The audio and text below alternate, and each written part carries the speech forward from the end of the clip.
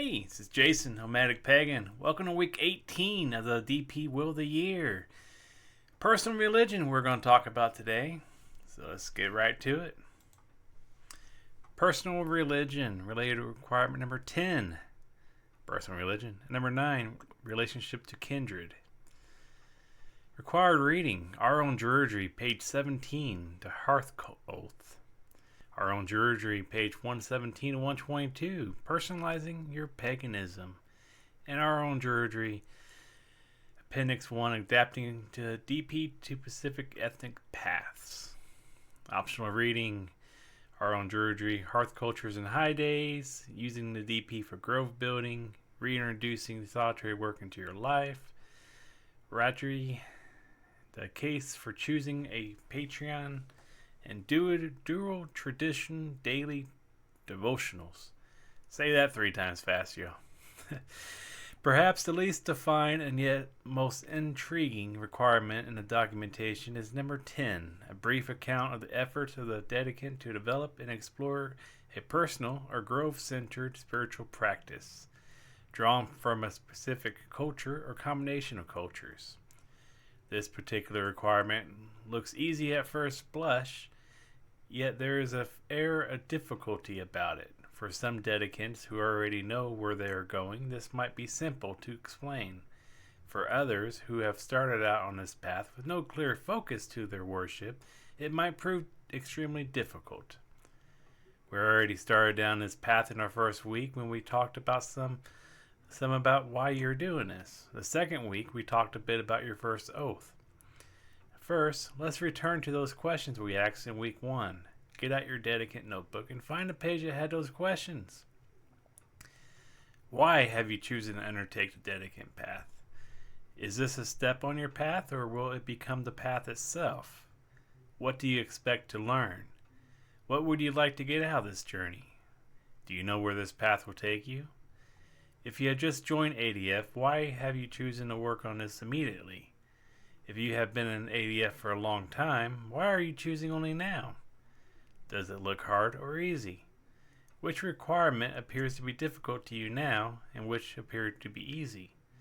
Do you have any doubts, questions, or concerns that I can help you with? Are the answers to these questions still the same? Are you finding this course of study harder or easier than it was at first? Are you starting to get what you wanted out of this path? Are there nagging questions that you need answered? Now, go take a look at your first oath. Do you feel that you are upholding that oath? Are there ways to better observe it? Did you make any mistakes in the way you wrote it? Are you still comfortable with it? It is good to reflect on that first oath from time to time. It is an excellent gauge of your progress and your drive to finish this. If you didn't already come into ADF with a strong leaning towards the culture, or many cultures, now is the time to seriously begin examining them. The reason that we started you out with the Indo-European Studies title is that we wanted you to get a feel for the various cultures out there that ADF is able to help you represent. Hopefully by now you've gotten at least a short overview of the main cultures within the IE spectrum and have started looking closely at 1 or 2 of them. If you haven't, that's okay too. There are several ADF members and groves that focus on eclectic worship as their hearth culture. Even if you did not have a strong leaning towards one culture when you started with ADF, I hope that the IE Studies title you have been reading has opened your eyes to new ways of looking at those cultures. What is important now, though, is to start thinking, if you haven't already done so, about what culture or cultures are resonating with you. Is there a specific culture that is calling out to you? Or perhaps you stumbled across a deity that seems to have made you his or her own. Are you having trouble deciding between 2 or perhaps 3? What ADF hearth cultures allow you to do is personalize your paganism. It gives you the opportunity to look at the sea of religions out there, choose one particular culture, patron, or deity, and devote yourself to that totally, or to turn in a completely the opposite direction and shout out, I'm not going to be placed inside a single box. I'm going to choose my deities as one would choose colors for a painting, mixing or matching, as I see fit to form a beautiful picture of my world. Both directions are valid, and both can be very powerful experiences. If you are totally unsure about where to begin, this week required reading in our own Druidry gives you a lot of useful information. Suggestions include study and meditation, divination, visionary experiences, and conscious choice. There is nothing that says that you need to find a patron deity now. Indeed, sometimes waiting for the right patron or Patreon to show up can take years. Likewise, there is nothing to say that it hasn't already happened to you. You just need to look for the signs if you don't already know it. A note on the word patron. Some members of ADF use the words matron to describe a female deity that acts as a patron. If you're more comfortable with this, then please feel free to use it. The word patron, though, was chosen because of its dictionary definition. This definition has nothing to do with gender, but with the type of relationship that a patron provides. It is one in which someone with a more grants blessings or boons to another who does not have the means to provide them to him or herself. The root may come from a masculine word in Latin, but that does not mean that all patrons are male. But again, it is a personal choice, and we encourage you to consider yourself free to refer to your deities as you or they prefer. In the original revision of the Dedicant path, we expected our Dedicants to begin seeking a patron deity before they finished DP. This turned out to be a mistake in general because many people were so new that they didn't even have a hearth culture, or else they had been working so long with a patron that they couldn't remember the process of finding him or her. Now patrons is summed up under this requirement: seeking personal religion. If you have a patron, or think you do, now may be a good time to begin to build that relationship. If you are unsure or don't think you have one yet, give it time. It may take years before one comes out to you or meets you at the boundaries and be named. If there is a patron, he, she, or they will find you. Homework. Write about your feelings regarding your first oath in your Dedicant notebook. Answers the questions about it above. Also, compare where you are now with your answers from the first week.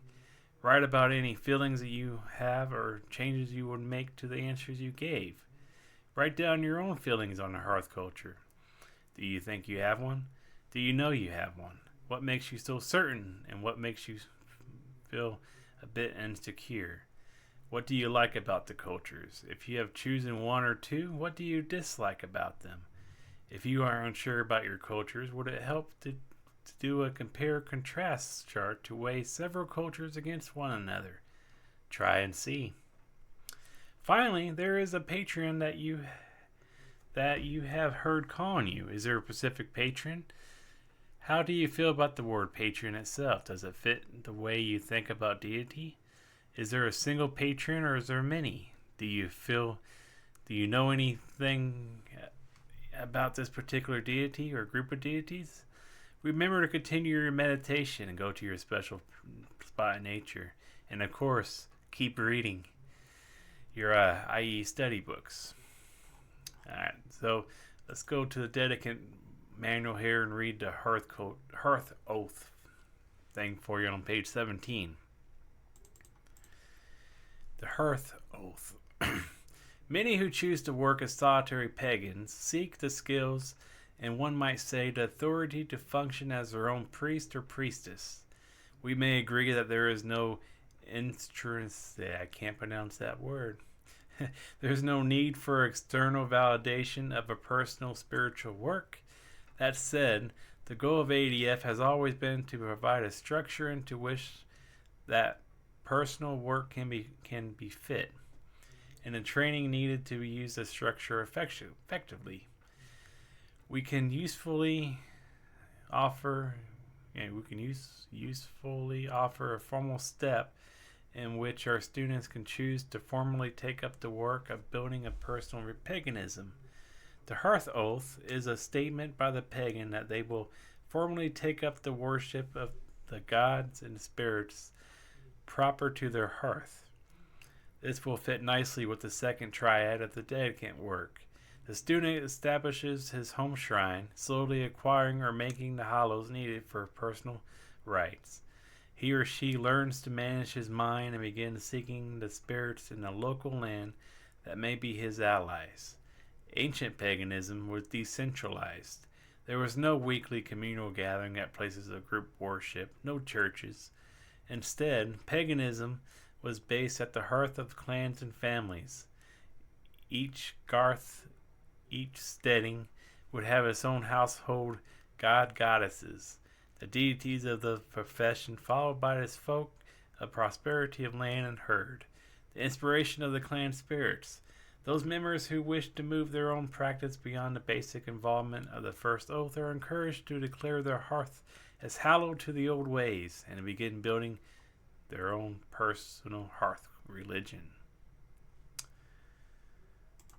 So there you have it, folks. That was week 18, personal religion. We'll catch you next week for week 19, which we'll be going over the Dedicant Oath, first thoughts. So we'll catch you then. Blessed be y'all. You all have a good one.